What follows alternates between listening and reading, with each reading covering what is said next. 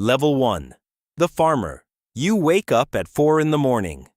Not because you want to. Because your clock is the sun, and the sun waits for no one. You live in a village in Sistan province. The village name does not appear on any tourist map. Tourists never come here. Nobody comes here unless they were born here. The soil is cracked. Lake Hamoun used to be the largest freshwater lake in Iran. Now it is a desert. You remember your grandfather talking about the fish he caught there. You have never seen that lake hold water.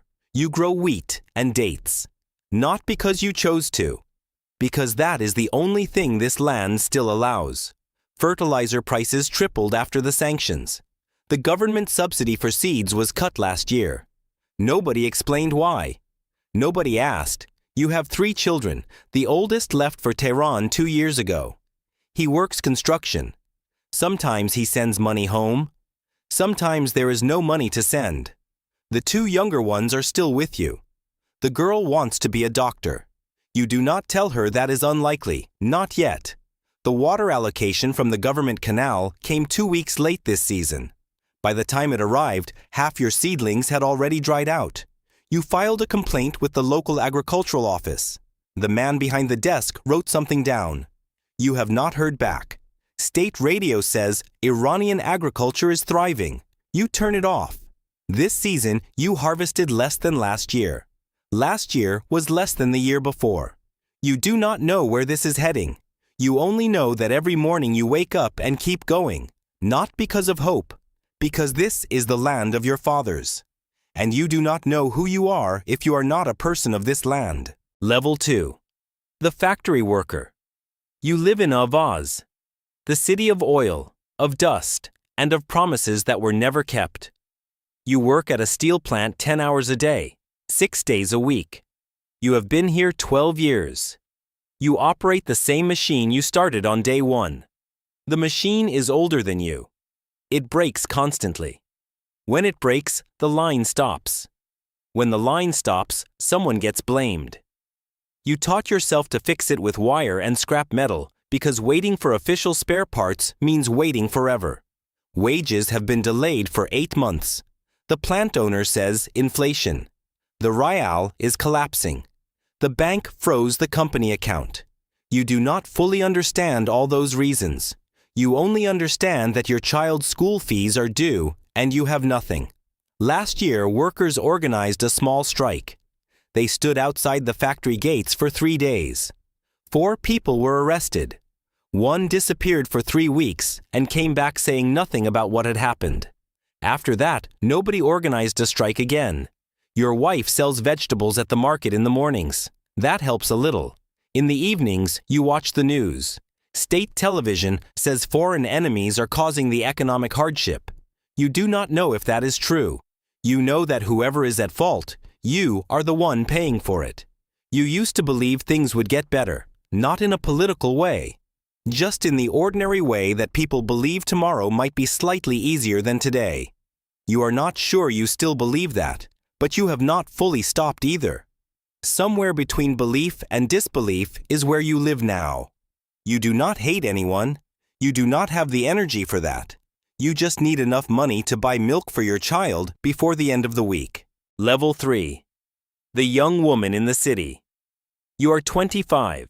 You have an engineering degree from the University of Tehran. You speak English. You read books. You have opinions about everything. Every morning you stand in front of the mirror and decide how to wear your hijab. Not because you want to wear it, because you are calculating.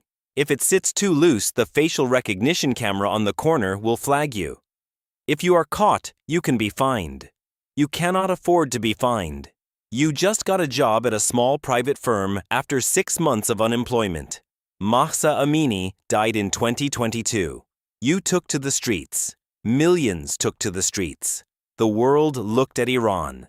You thought things would change. Things did not change. The law is still there. The morality police appear a little less often, but there are more cameras now. The facial recognition software is better now. The form of control changed. The control itself did not. 4 of your closest friends have left Iran. 1 is in Toronto. 1 is in Berlin. 2 are in Istanbul waiting for visas. You stayed because your mother is sick, because you did not want to leave, because this is your country and you do not see why you should be the one to go. Instagram is blocked. Twitter is blocked. A VPN is the app you use more than anything else. You do not want to be a hero. You do not want to be a symbol. You just want to come home from work, buy a coffee, sit in a park without calculating what every strand of hair showing means. That is not a big ask. But here, it is too big an ask. Level 4. The teacher. You teach history at a secondary school in Isfahan. You have taught here for 18 years. The textbooks are written by the Ministry of Education. You do not get to choose the books. You cannot skip any chapter. You teach in the order that has been set. Chapter 1. The Islamic Revolution of 1979 was the day Iran broke free from imperial domination and reclaimed its national dignity. You teach that. You know the story is far more complicated. You do not say that. Students ask about the people who died in the 2022 protests. You choose your words carefully. You say there are complex events and that history takes time to assess. The students look at you. They know you are avoiding it. You know they know. Nobody says anything more. A colleague who teaches literature was fired last year for sharing a poem online. The poem did not mention politics, but someone read it as a metaphor. Someone reported it, and that was that. Your teacher's salary is not enough to live on. You tutor 3 evenings a week on the side. Private tutoring is supposed to be registered with the school. You did not register because the process is too complicated. That is technically a violation of the rules. Almost every teacher does it. Almost none are ever punished for it, until someone needs a reason to punish someone. You love your students. That is the only reason you are still here. You hope they grow up and find out on their own what you were not allowed to tell them. That is the best you can do for them. Level 5. The Bazaar Merchant. Your family has traded at the Grand Bazaar in Tehran for 4 generations. Your great-grandfather opened a fabric stall in 1921. Dynasties changed. Governments changed. The stall is still there. You wake at 6 and arrive at the bazaar by 7. You open the shop before the staff arrive. That was your father's habit and his father's habit before him. Inflation this year is around 40%. That means the price of goods this month is different from last month. You price in black market dollars, not the official real. Everyone knows this. The government knows this. Nobody says it out loud officially. The Bazari class once supported the Islamic Revolution. They wanted to break free from American and Western economic influence. Some people in your father's generation no longer talk about that. They drink tea and look out at the street and say nothing.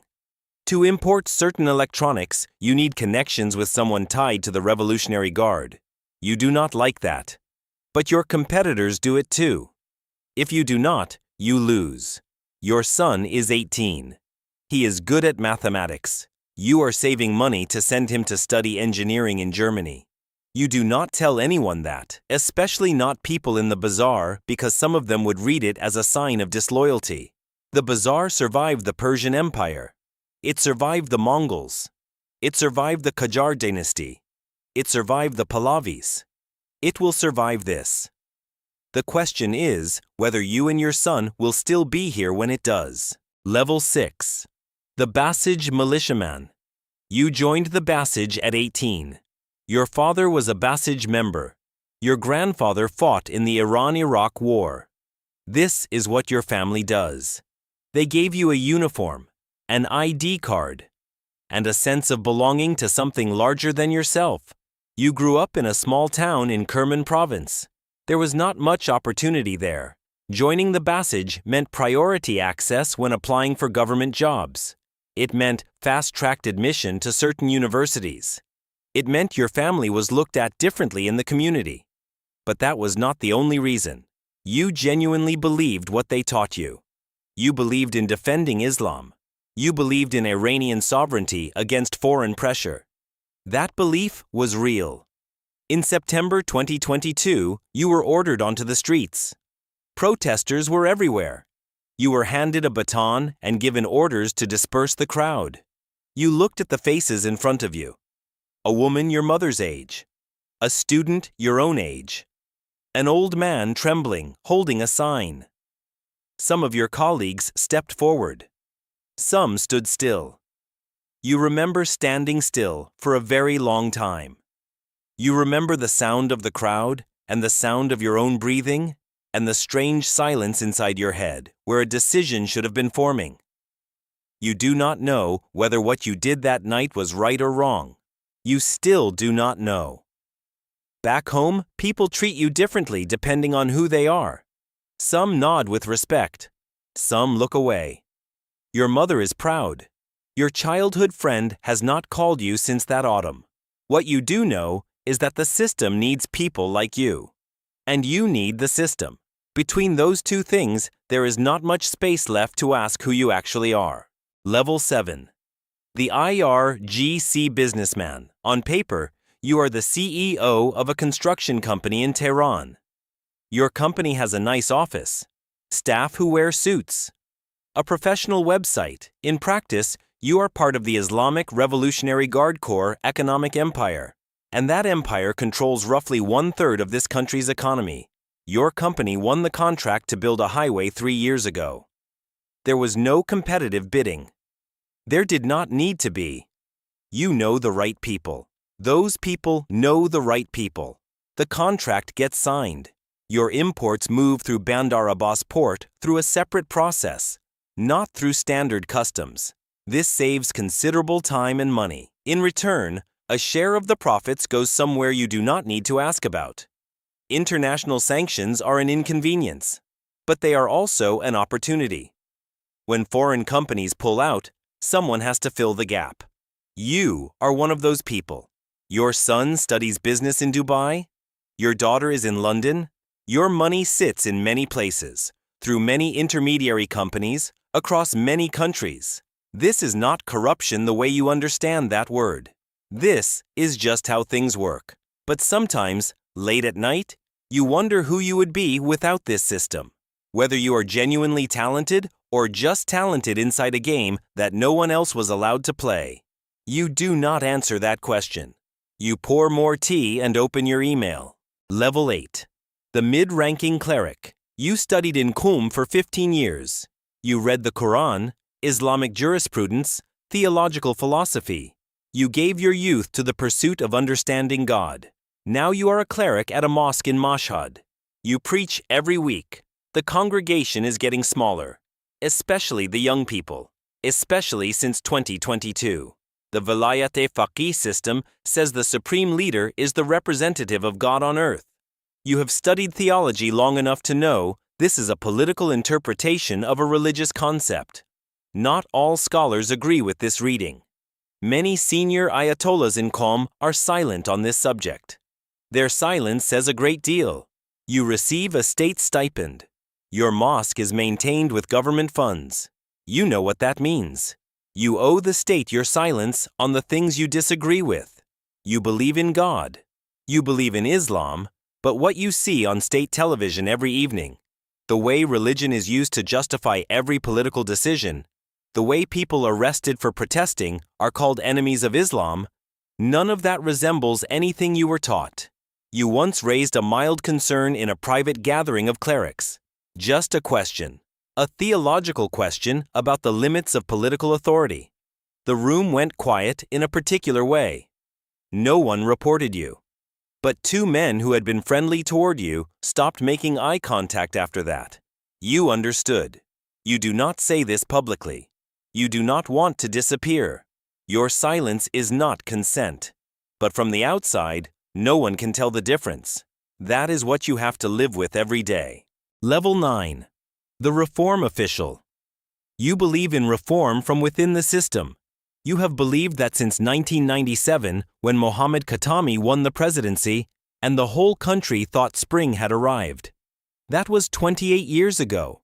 You have lived through many cycles. Reform blooms. Then it gets squeezed back. Then hope returns. Then it gets squeezed again. The 2015 nuclear deal was the peak of your diplomatic career.